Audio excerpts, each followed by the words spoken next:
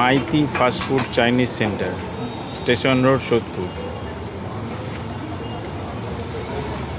আমাদের খাবার বানানো চলছে, 11 জন মেম্বার। আজকে চাইনিজ খাবো, বিরিয়ানি ক্যান্সেল, ব্যারাকপুরের বিরিয়ানি। আমি আর আমার শালা এসেছি।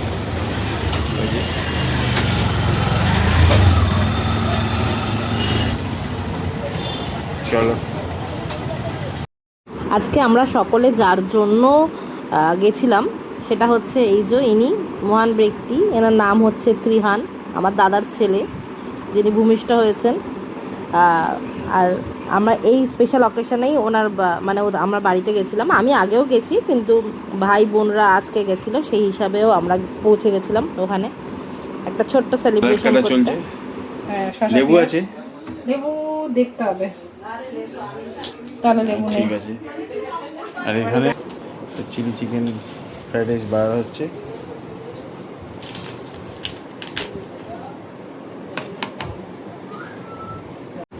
এরপরে দুপুরবেলা সবাই মিলে আমরা একসাথে লাঞ্চ কমপ্লিট করেছিলাম। মিক্সড ফ্রাইড রাইস আর চিলি চিকেন আনা হয়েছিল, তার সাথে স্যালাড ছিল, কোল্ড ড্রিঙ্কস ছিল। আমরা খুবই এনজয় করেছি সেই দিনটাকে, সকলে মিলে, ভাই বোনরা সবাই মিলে।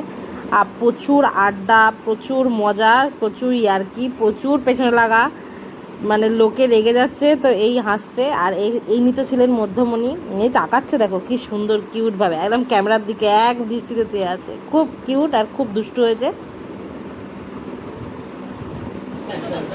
এই যে চলছে বাবার প্রিপারেশন কি করে নেওয়া যায়। ঠাম্মার কোলে উনি শুয়ে আছেন, এক দৃষ্টিতে তাকছে, সেখান থেকে ঘুমিয়ে পড়ছে, আবার জাগছে।